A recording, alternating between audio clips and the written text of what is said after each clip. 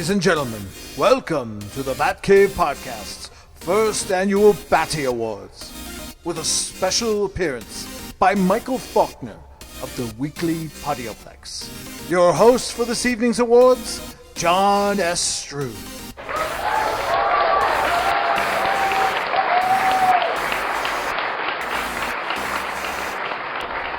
Thank you all for that warm welcome. Let's get to it, as I know you've been waiting so long for this. These awards have been voted on by you, the listeners.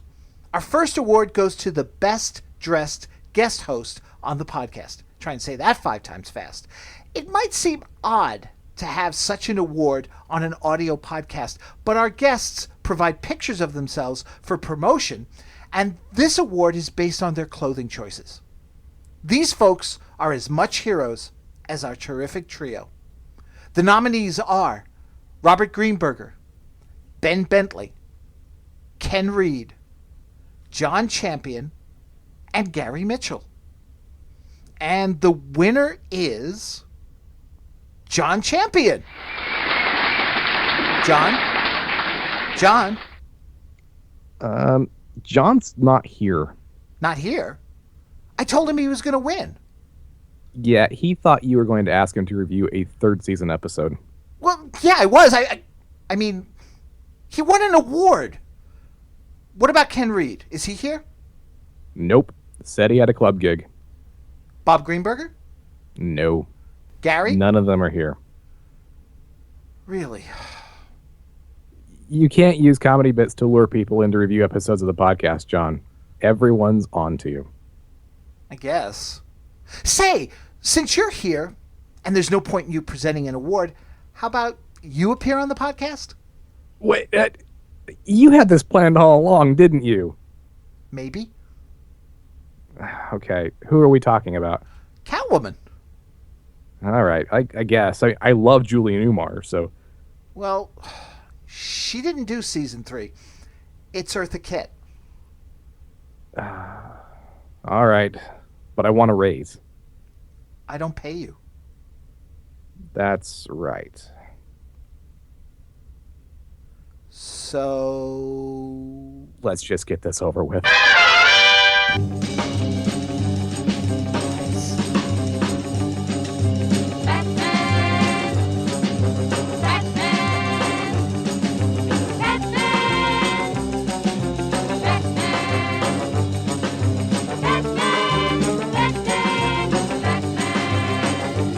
Welcome back, citizens, to an all-new episode of the Batcave Podcast. It's your old bat chum, John S. Drew here, and, we're back with a new episode. We're back with the Catwoman, but she's not the Catwoman you're used to seeing. And it's funny because in the past we've talked about the different Mr. Freezes. We've talked about the 2 Riddlers, and how in each of those situations, when the character was changed to a different actor, there was some difficulty in dealing with how the character was portrayed. And here we have Eartha Kitt taking on the role of Catwoman. And as a kid, I've got to say, it never bothered me. And watching it again for this review, it doesn't bother me. And, since we've got someone new playing the role of Catwoman, I thought, let's bring someone new in for the role of guest host here in the Batcave. Joining me is the host of the Weekly Podioplex here on the Chronic Rift Network, the author of the Creative Criticality website, Mr. Michael Falkner. Michael, welcome to the podcast. Oh, thanks for having me, John. I've been trying to get you to do this for a while now, and then when you said, okay, let's do it, and you looked at some of the 3rd season episodes, you went for the Catwoman ones. I mean, you're going to come back and also do the 2-parter here. Why these episodes? Well, I guess it all comes back to how I got started with this series. As most people know, I'm a child of the 80s, so my Batman fandom actually started more back in right around 1992 when Batman Returns came out. And the only reason it really kicked off then was because I saw a lot of the merchandise in the Happy Meals at McDonald's. The biggest contributor I remember is the toy that actually split apart to mimic the scene in Batman Returns where he breaks a Batmobile apart and goes to a tiny little alley to escape. Right after that was when FX, the network, started up back in '94, and they were always running classic television, like the Batman series. They follow it with the Green Hornet, so I got kind of a doubleheader there. And my parents said, you really like Batman. Like, we can tell from how excited you are about Batman Returns. This was our Batman. And they would run the seasons just straight through, like an hour a day, basically, for all 5 days in the week. It's just boom, boom, boom. And so to me, all of them kind of melded together. So like I really kind of gravitated towards the Julie Newmar or the Lee Merriweather when I saw the Batman movie. But when they changed characters, it really didn't bother me that much because it seemed like it was, at least in my younger years, it seemed like they were, all virtually the same. It was just the same kind of story, the same kind of premise to it. And so, yeah, it really didn't bother me that much. And so when people are kind of hemming and hawing about, well, I don't know about this Catwoman, I was like, I'll jump in because it doesn't bother me at all. Now, see, that's interesting, too, because you said, your first exposure were the Batman movies, really, and then you came into it through FX's repeats and such, and your parents' urging and such.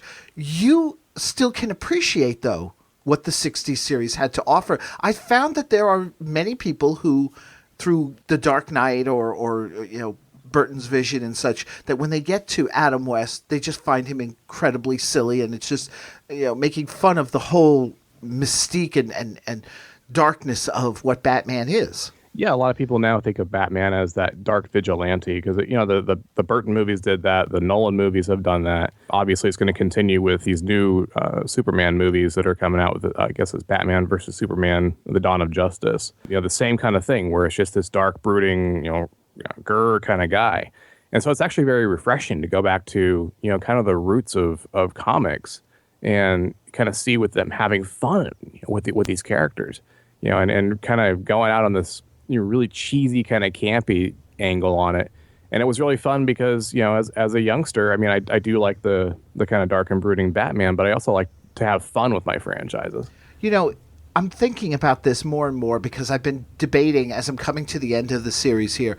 I'm going to do a series of specials on various aspects of 66 Batman that kind of were inspired by the series, like Batman Brave and the Bold or the 2 superhero roast episodes that they did in the 70s on NBC. But something else I was actually thinking of doing was actually looking at the 4 movies, Burton, Schumacher ones, because the more I talk to people and the more I think about it, and I've watched them recently and I'm going to watch them again, is that I really do think that, honestly, in many respects, Burton and Schumacher were poking as much fun at the whole Dark Knight concept as William Dozier was poking fun at Batman 50s and 60s comics in the TV series. That I don't think there's really any difference. The two of them are both, in some ways, parodies or camp versions of the Batman of the day. Now, I can't say that for Dark Knight. Dark Knight just is like, wow, we're doing it real, we're doing it. That's really what I think most fans, and I think even more fans, gravitate towards that now than they do even the Burton movies.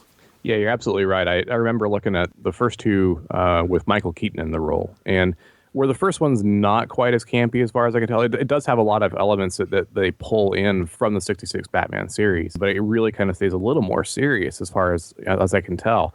Batman Returns really kind of turns up the camp, and really gets kind of cheesy about things. And then I do have a soft spot for Batman Forever with Jim Carrey and Tommy Lee Jones in it. It doesn't quite go that distance like Batman and Robin did, where it completely goes off the rails. Right. But it was still really entertaining for me because I loved seeing, number one, Jim Carrey just kind of do what Jim Carrey does, but number 2, seeing Tommy Lee Jones actually turn off the serious side that you usually associate him with and just kind of go completely nuts with a role. Well, I'll put it this way. Batman, the first movie with Keaton, that's first season Adam West. There are moments of camp, there are moments of funny, but it's much darker. Well, if you look at those first season episodes, there's a lot of darkness there. There are people who die. There are, the lighting even in general, and there's more night scenes and such. Then you go to the next 2 movies. That's second season. We're teaming up the villains. We're trying things. We're trying to get too much in there instead of just focusing on what worked in the first movie. And then, like you say, Batman and Robin. We're introducing Batgirl. It's like boom. That's it. We're in third season land now. It's really striking now you mentioned the parallel that are there. Yeah. As I'm sitting here thinking about it. I'm really thinking that, we're going to have to do this as a series of reviews of the movies as well, just as we did with the series itself. But let's get into this episode that we're talking about here today.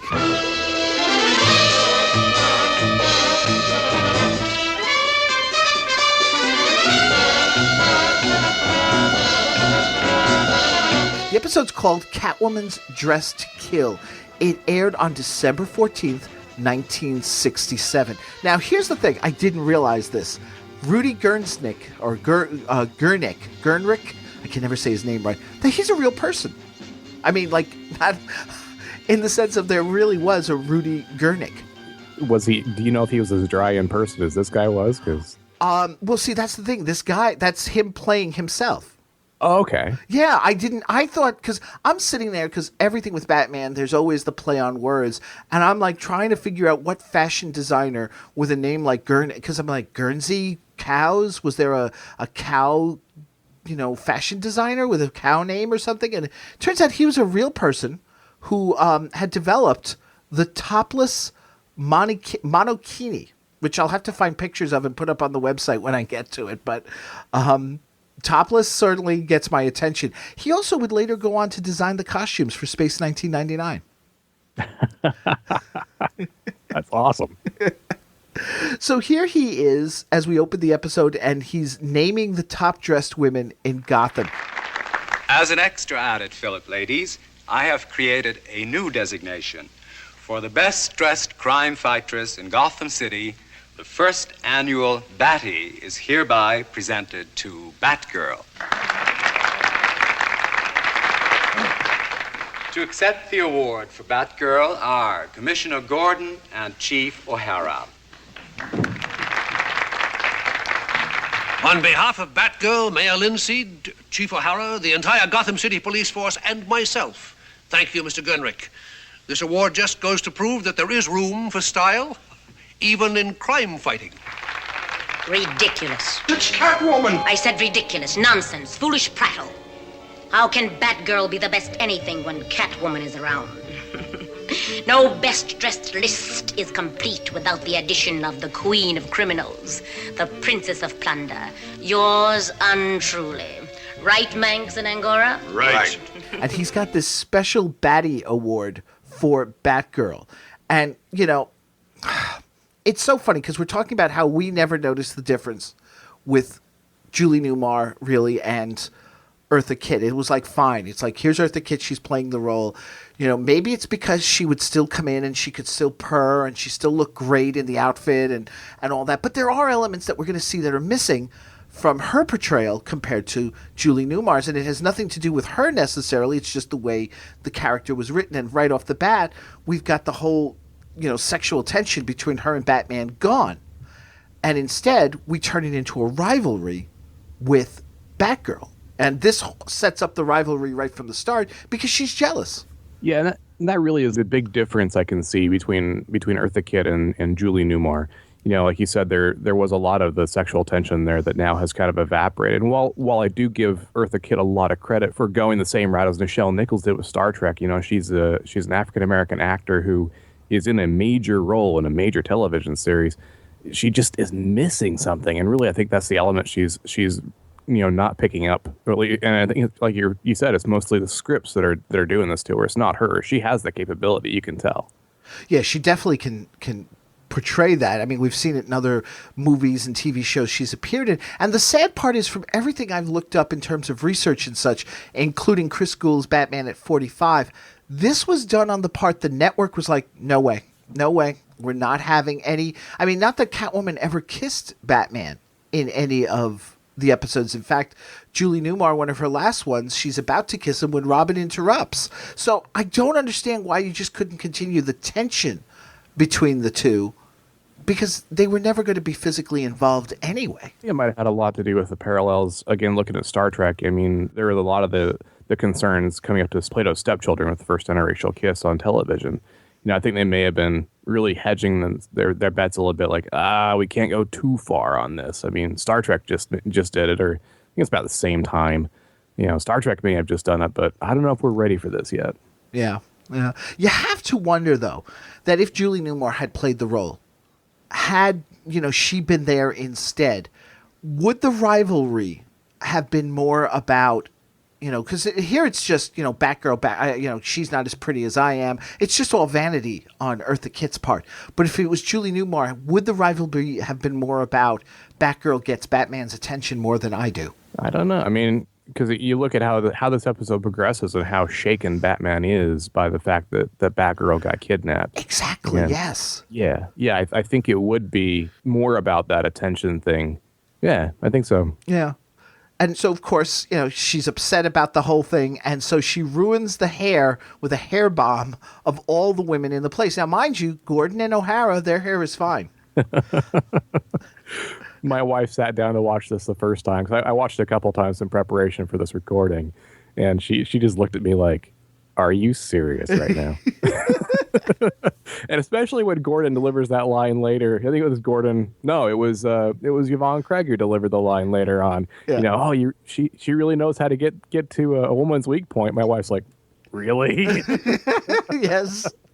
I know of all the characters to say that line, they had to give it to Yvonne. That's so sad.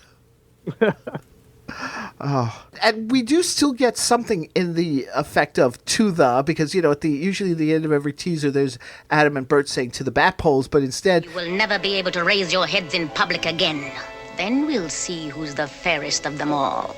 No, not our hair, anything but that.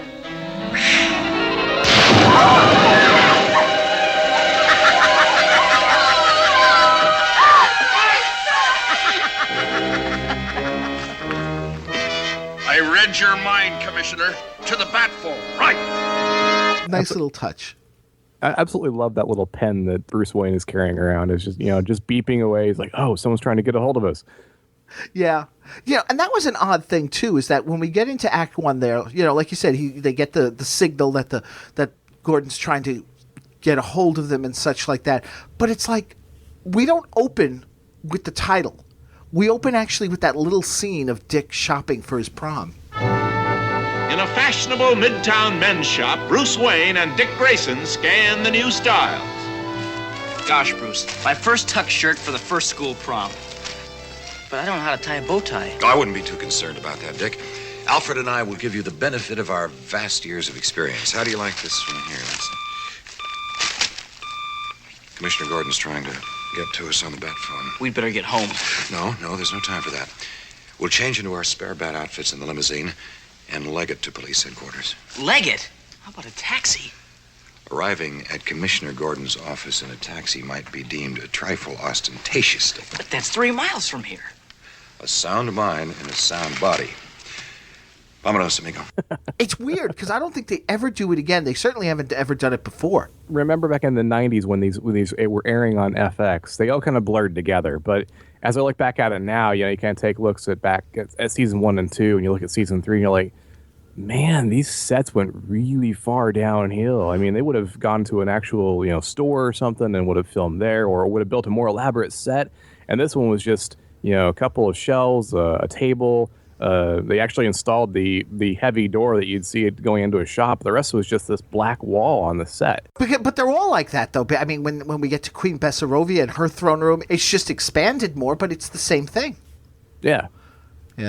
It's weird. I know, but that this is how they save their money because they're spending so much on all the salaries, I guess, and then of course bringing in the villains and such. And now you're bringing in, like, for instance, you're going to do the Joker Catwoman one soon. That's a 2-parter, yes, but it's like you bring in these 2 villains, and they're doing 2, and you got to pay them the same rate. And you're paying your regulars and such. Something's got to give. So I guess it was the sets. I've noticed also, because I usually ask my guests at the end of each episode, what bat gadget did you like? And we're finding a lot of us during the 3rd season, we're like, well, there really wasn't a bat gadget that stood out because they probably didn't have time to design anything new either. Yeah, probably. Or didn't have time or the money, honestly. Right, yeah. So we get to Gordon's office, and Batman and Robin are trying to figure out what to do, and Barbara is there. And it's interesting because I never realized this, how much screen time they gave Yvonne Craig as Barbara compared to as Batgirl.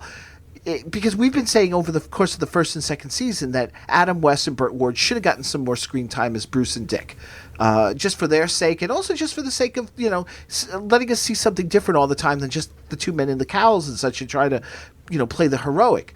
And she gets some decent screen time. And here she is once again, where she's working things out with Batman and Robin and suggesting that Batgirl act as bait, which Batman quickly refuses to do. Again, I think if this had been Julie Newmar playing this, would this have been like a love triangle with the three of them? Yeah, it probably would have been. And you bring up a great point with Yvonne Craig getting so much screen time and so much time with the leads, with Batman and Robin. And this is really what draws me to the third season overall. Like, growing up in the 80s and into the 90s, there weren't a lot of female heroes that actually were very proactive about things. You had Princess Leia, and then a couple of the knockoff television shows like Viper, where there were some really strong female leads in there, but they were relegated to syndication, so the shows never went anywhere. And this is really one that stands out for me because, growing up and looking at this as an influence, I kind of gravitated toward, wow, they've got a woman in a serious role who's actually taking charge and doing things that guys are doing. This is incredible. Yeah. And then, of course, the fact that, Batman shuts her down and such, well, that's not going to stop her anyway. She's still going to go and do her part as Batgirl. Absolutely. Yeah. So we learn the plot is that Catwoman wants to steal the Golden Fleece, this 24-karat gold cloth in the form of a dress from Queen Bess of Belgravia. And she's going to ransom it back because she can't sell it, which is actually something we saw earlier when Catwoman tried to ransom back Chad and Jeremy's voices in the Julie Newmar episode in the second season. So she sends a telegram to Gordon, which I thought, wow, that really dates the episode, because she sends a telegram boasting what she's going to do. And Barbara, of course, once again, Barbara's there, overhears the whole conversation with Batman on the Bat phone. So he realizes, he tells her, Gordon, not realizing what he's doing, what's going on, because it's like, well, you're not Batgirl. Yeah, I was a little surprised that she's taken advantage of her father so easily. Yes, she does, actually. Oh, Daddy. Oh. Now, if this were the dark Batman, at some point, she'll get shot, maybe paralyzed or even killed, and there'll be Gordon going, God, and the whole time she played me. Should I be angry at her or sad? Right. There'd be 15 to 20 minutes of angst in there. Yeah. Having learned of Catwoman's plan from Commissioner Gordon, Barbara Gordon dons her guise as Batgirl, best-dressed crime fightress in America. While Batgirl hurries to her fateful appointment, Batman approaches from another direction. We get to the fashion show where Rudy is showing off late 60s styles, and you can clearly see, this is a testament to the time as well, the clothing that's there. And Batman arrives, and there's another scene, once again, right out of Julie Newmar time, where Robin is sort of like verbally accosting Catwoman, and Batman has to chide him about the fact that she may not be a lady, but she is a woman, and you'll appreciate that someday. Oh. Sadly, they do not see the goons, though, that pull the netting over them, so they are trapped. And again, I like this little bit when Batgirl arrives and she's trying to get them out. Batgirl, how did you find out about this? I specifically asked Commissioner Gordon not to involve you. We can fight our own battles. As he's pulling the net further and further down on himself. Yes, I know. No, I'm trapped. Seriously, I'm trapped. Oh, and we get, I think, what is actually one of the more classic scenes from the third season, where Catwoman then runs into the dressing room, so Batgirl follows after her and is captured by Catwoman. So after a minute or so, Batman and Robin have to follow in with their eyes closed, covered up and such. Although you can clearly see the way they've got their hand angled, they can still look out, kind of. Yeah. They're extremely silly in this scene. Yeah. But at the same time, I'm okay with it. I mean, it was funny. Yeah, it's part of that camp that you really grow to appreciate, because, I mean, in this era of Batman and Robin are both just giant Boy Scouts. I mean, there's nothing dark and sinister about them. Yeah. And so when they go into that dressing room, it's like, well, first, we can't go in there. And then it's like, okay, well, Batgirl's been a while. We need to go in after. Cover your eyes, grab my cape, I'll lead you through.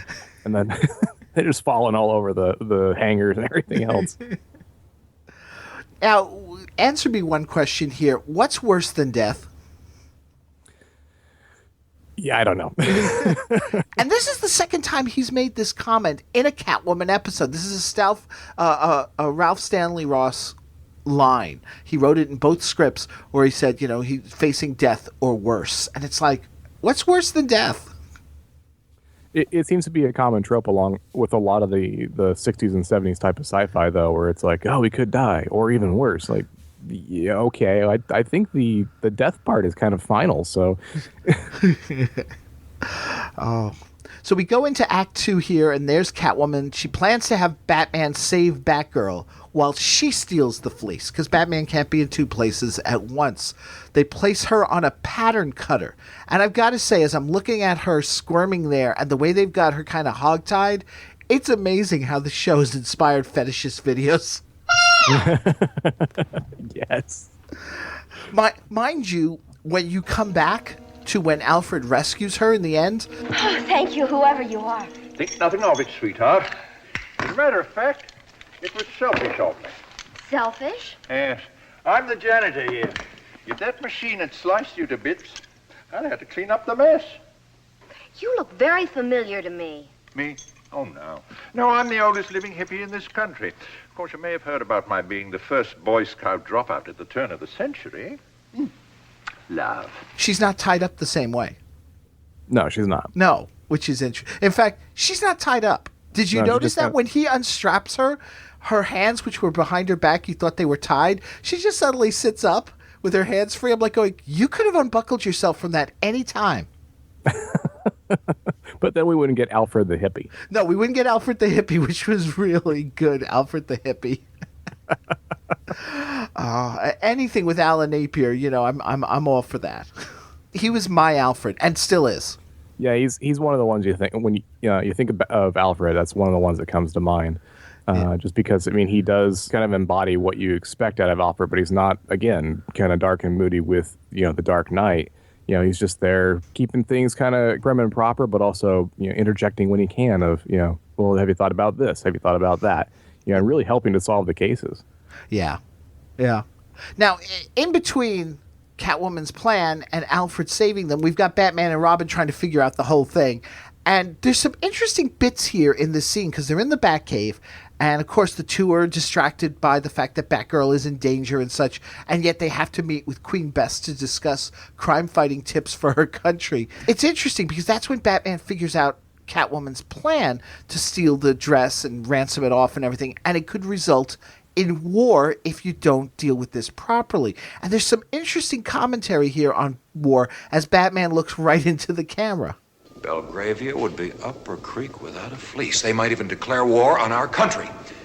No doubt Queen Bess would mortgage herself to the hilt to get it back. Nobody wants war. Gee, Batman, Belgravia is such a small country. We'd beat them in a few hours. Yes, and then we'd have to support them for years. Yeah, I began to wonder if they were trying to make a statement. It's about the same time as Vietnam is going. So I was wondering if they're trying to make a statement about the Vietnam War here about, well, we could wipe them out within a matter of hours, but then we'll take care of them for years. And I really wondered if Batman was trying to go that same route with Star Trek where, maybe a little more in your face, kind of whomp you on the head with it, but trying to make a political statement or some kind of statement in that same line. And it's interesting because not too long after that, Eartha Kitt's going to find herself in a whole lot of trouble when she's at a White House luncheon and is asked about the war and such. And she just flat out says to Johnson, it's no wonder these kids are on pot and such. You're sending our best off to war. And, you're wondering why there's hippies and there's protesting. They're protesting something. Think about it. And it's like, wow, it made the news. She got blacklisted for a long time. She had to actually move to Europe and worked there for a while until she was able to come back to the United States. So it's an interesting little thing that it happens in this particular episode. Yeah. And of course, Catwoman exchanges places with the queen and such. Takes a veil, she's got the fan, and she's covered herself with it and everything, which I thought was interesting because it's like she's putting on the act for a moment, and then of course when she sees just how stupid Gordon and O'Hara are. How very nice of you to come. And tell me, where is the much admired Batman and his youthful companion? I'm afraid Batman may be a few minutes late, Your Highness. Well, it's too bad. Because if they had been here, they might be able to save your worthless hide. I beg your pardon? Saints preserve us! It's Catwoman! In the adorable fur. Now that Batman and Robin are not here to fight your battles for you, let me see how really brave you timorous caddies are. Get them! Seems we arrived at an opportune moment, Catwoman. Gosh, yes, Batman. Holy crucial moment. Most apt, boy blunderer. But the presence of you here indicates that you have forsaken your partner in crime in order to pursue me.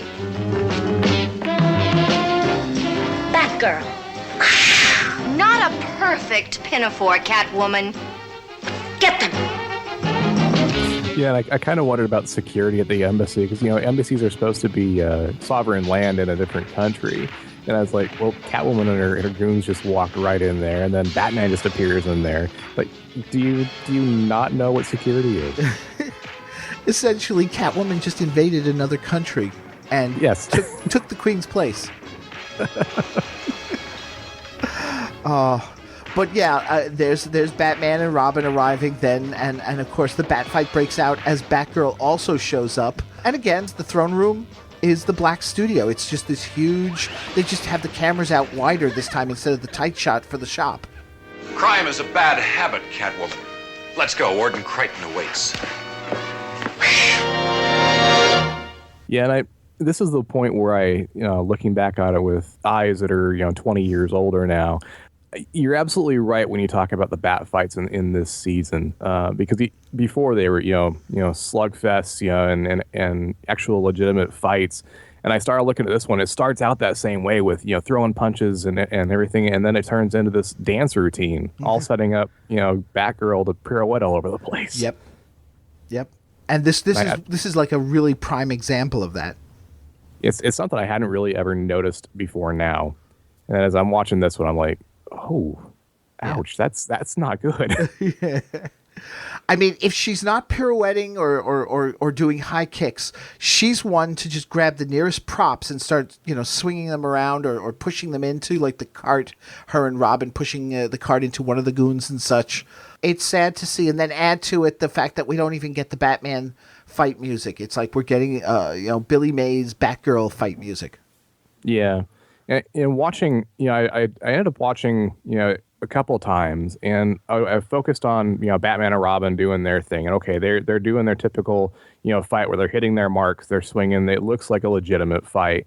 And then I kind of focused the next time on Batgirl and trying to see what was going on. And you can tell there's a lot of dance influence that goes into these fights as well, because she grabs, she swings around, like the candlestick or the vase or whatever else.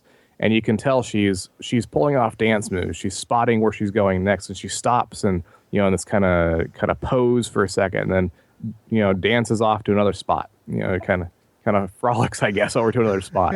And then, does the same thing where she'll spin around and she'll find the mark and she'll do a little turn, and there's the mark again, and a little pose, and move off to the next one.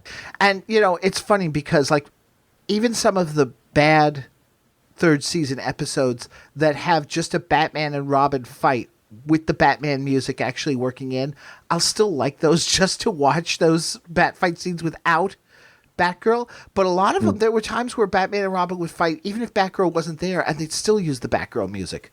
Oh, wow. Yeah, that's what really got me. It's like, come on, it's just Batman and Robin. Can't we get some, even if it's the movie music, let's do it, But no. And the thing that seemed odd on this fight too was, and I don't remember if it's something that goes throughout the entire third season, the laughter at the end. Like Batman and Robin were, okay, we finished this. Now attention on Catwoman, and Batgirl's just like, that was fun. Well, in a way that's her. This is, I think, I forget if it's the first episode or the pilot episode where she says, if you can't get some kicks out of this, then what's the point? It's like fighting crime. Oh, yeah, I know. And I did like the ending when Catwoman's led away and she's hissing at Batgirl. Yeah. Again, just really cementing that this Catwoman is all about a rivalry with Batgirl. Batman's not that important to her. No, not really. I mean, it's obvious that the rivalry there is between her and Batgirl. Mm-hmm.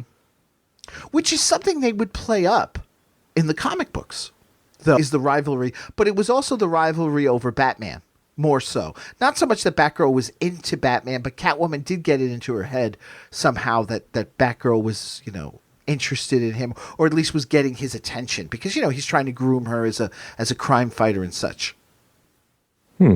So that's some of the nuance, I guess, that gets lost between the show and the comics, because it always kind of felt to me like he was more trying to protect her, like, kind of indulging a little bit in this crime fighting fantasy that Batgirl wanted to have, but also kind of protecting her from the Bat and also kind of from herself as this went on. Right. Yeah. No, I would agree. I would agree about that. I mean, have you ever seen the pilot short they did, the 7-minute, 9-minute thing they did? I think so. It was on a really badly rendered YouTube video at one point, so I didn't quite catch all of it. Right. But clearly there they were going more for the flirtatious, something's going on here between the two. It was very brief because, the thing's only 9 minutes long, but there definitely was something more there than what you see in the entire third season between the two. Yeah. It's really interesting when you look at it in the Blu-rays. I had the Blu-ray set and I took a look at the, on my second viewing, I kind of noticed some weird elements with Batgirl's costume, something you don't really pick up on the, on the television broadcast back in the 90s. And it was really interesting to see kind of the costume, how you could actually see Yvonne Craig's black pixie cut underneath her wig at one point when they walked into the dressing room. Oh. And it's like, well, it's one of those things like kind of barely noticeable, but you imagine that they're on the set and they're like, no one's going to see this. Yeah.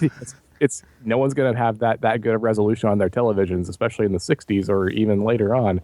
And now in Blu-ray, those are some sharp transfers. Right. Yeah, that's true. Wow. Now you'll have to do a screen capture of that as well. Yeah. Like we said, Eartha Kitt, you and I both agree that when it came to the transition, it didn't seem to affect us the way other transitions with villains seem to affect us. And it's interesting to note because we've talked about this, especially I've talked about it with Jim Beard, the editor of Gotham City 14 Miles, how when you look at, and when I looked at Batman, because most of my television in the 60s, 70s, I watched in the 70s, but watching 60s television repeats on the 70s or in the 80s and such, most of my television was lily white. And when you saw a black person, African-American, Jamaican, whatever, usually you'd see things like Huggy Bear from Starsky and Hutch or Fred Sanford trying to, scam sometimes or get away with something, or the loudmouth George Jefferson. So then along comes Batman. And you've got African-Americans, Asians, you've got all sorts of, and they're all respectable.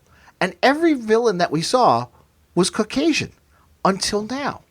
Now along comes Eartha Kitt, and again, didn't flinch, didn't think about it, just she's playing the role of Catwoman, and I'm fine with it. And I remember when the whole thing with Halle Berry playing Catwoman, it wasn't about the fact that, oh my God, this is going to be a stinker of a movie, which eventually it turned out to be, but the fact that it's Halle Berry, like, how can she play?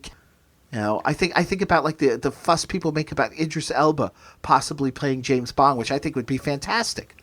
Or the one that's a little closer to my heart is the with the new Star Wars movie, The Force Awakens. When they announced that there was going to be a black stormtrooper, the internet went totally nuts. And I don't know where that comes from, because you're absolutely right. In the internet age, you got a lot of people who are really sensitive to that for some reason. It's good they're sensitive when we bring up we should have more people of color in these roles. Yes. But there's also the contingent that's very sensitive about, well, no, you're getting away from the purism that is my franchise, and you're doing all this, you're changing things just to make the PC crowd happy and all that kind of stuff. And I don't know that there was that back in the 60s or even into the 80s. It just happened where you've got these people who show up and they happen to be people of color, and they're still doing the exact same thing that the Lily White was doing. I have to wonder because, I mean, I saw this in syndication in the 70s. I didn't see the original broadcasts. I don't know. It was just that Batman was on its way out, so they had nothing left to lose. And so, but was there any sort of backlash to the show because of it? I mean, as I say, they certainly toned down the character so that, you know, certain elements wouldn't be offensive to a general white American audience at the time. But was there any sort of backlash to it? I'd be interested in finding that out too, because it would be interesting to compare and contrast that with today's audiences. And I wonder if a lot of it has to do with the access we have today. I mean, people have the ability with the internet, for better or for worse, to put their voices out there and to speak their mind at any time.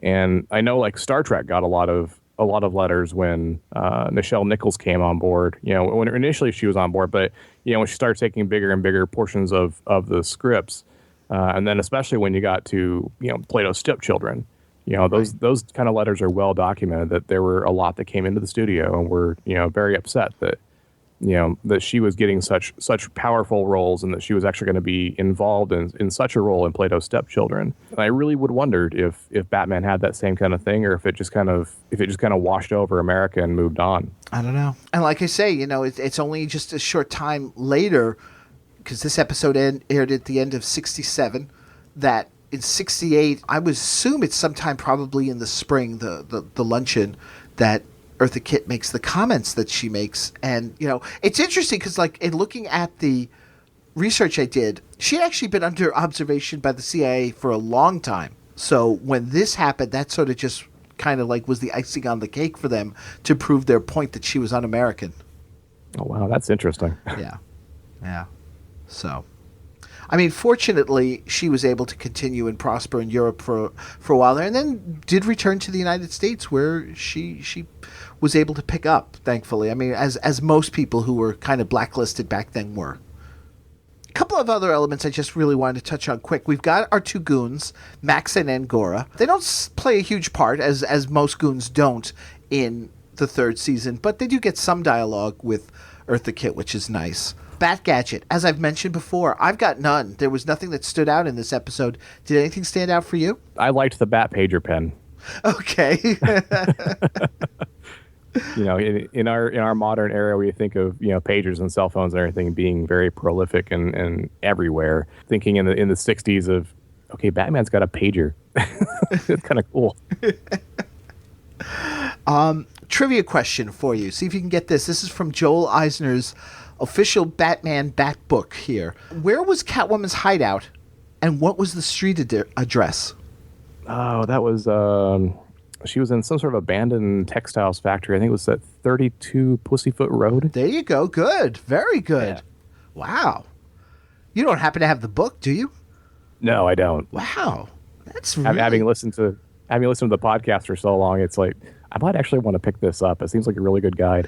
It is an excellent guide. I mean, there are moments in the book where Joel tends to, instead of offering information, sort of conjectures himself, which would be fine if that's what he said the book was about. But, it's supposed to be a book of facts and interesting things. And then sometimes he goes off a little bit on his own tangents and his own ideas, like when he claims that a certain Joker episode in the second season is where the Joker, falls apart. And it's like, first of all, I don't agree, but second of all, it's not really the place to do that in a book, because you weren't reviewing the other episodes. You just simply were giving the data, and then suddenly he'll interject. But it's very weird. It's like every once in a blue moon.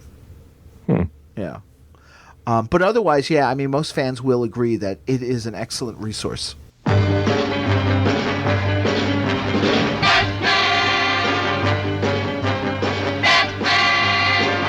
So we come to the end of the episode. You're Robin the Boy Wonder. You've been watching this episode with Batman in the Batcave. You turn to him, and in an exclamation to sum it all up, holy what? Holy nostalgia, Batman. And the reason I say that one is because, this is me looking back. Like I was saying, I saw these initially in 94. With FX, in the mid to late 90s, and now looking back on it again, it's like a lot of my childhood came back watching this one. And it's really strange because I think this is the first time I've seen this particular episode, because I don't remember this one airing on FX at any point. I don't remember the rushing into the dressing room or anything else. So this was almost like a new experience for me between the Blu-ray transfer and a new story, but then also seeing all the familiar elements that as I look back and like, that was 20 years ago that I saw this. This is still fun. I enjoyed this. So yeah, the nostalgia element was big with me on watching this. Cool. I would say holy switcheroo. Just, the switching of the characters and such. And despite it all, it's perfectly fine. Eartha Kitt is great as Catwoman. The story is fun. I mean, it's not very filling. It's pretty simplistic, but it's a good episode. And I enjoyed it. I mean, I would certainly put it up as one of the better ones of the third season.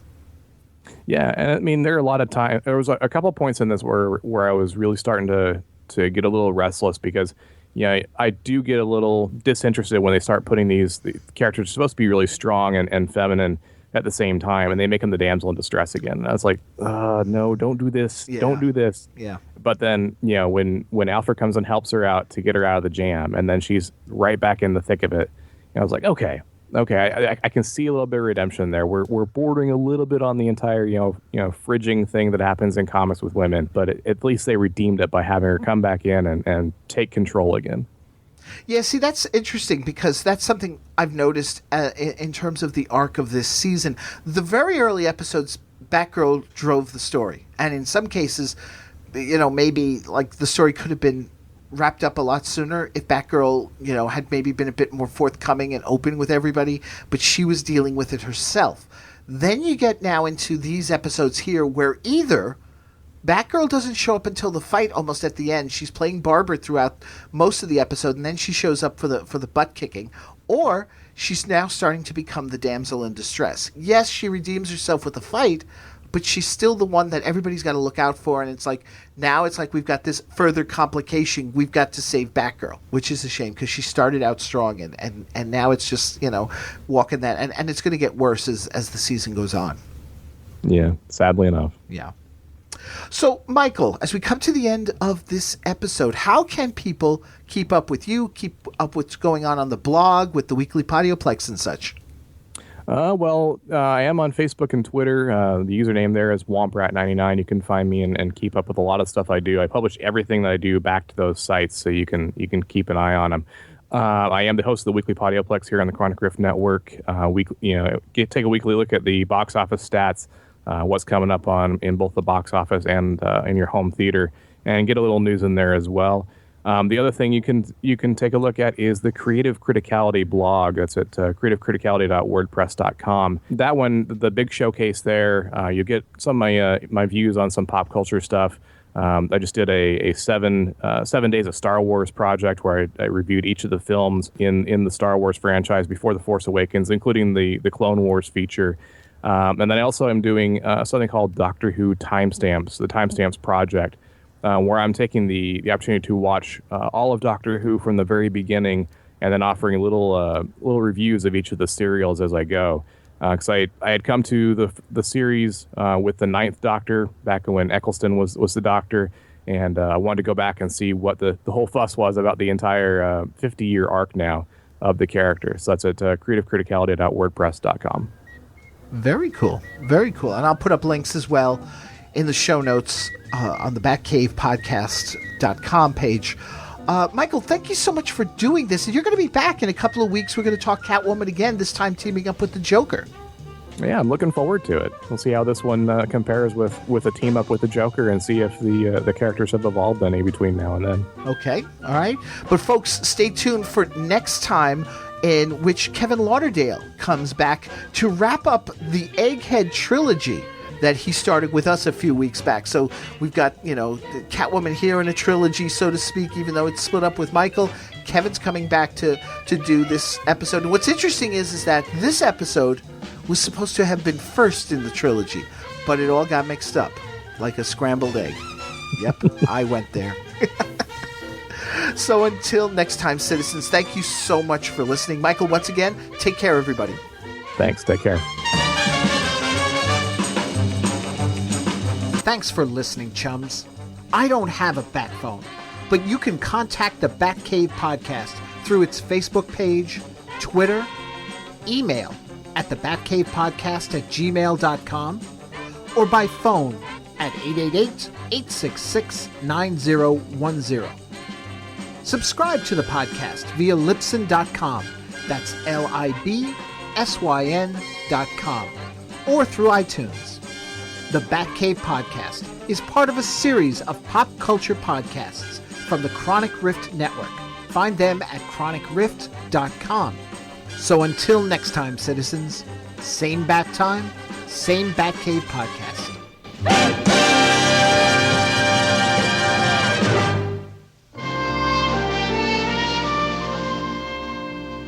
You know what this is, Batman? The Royal Order of the Belgravian Garter. 5 decorations, one for each of us. For finding Her Majesty's golden fleece and returning it to her. And for finding Her Majesty, locked up in a closet off that throne room she was. And it's a lucky thing that we discovered her, too. There are enough international crises running around without us starting one with Belgravia.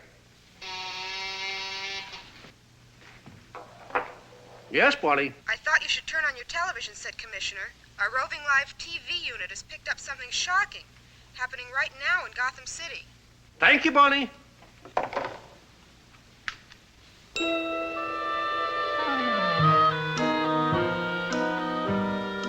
Holy homecoming! Egghead and Olga. Queen of the Bessarabian Cossacks.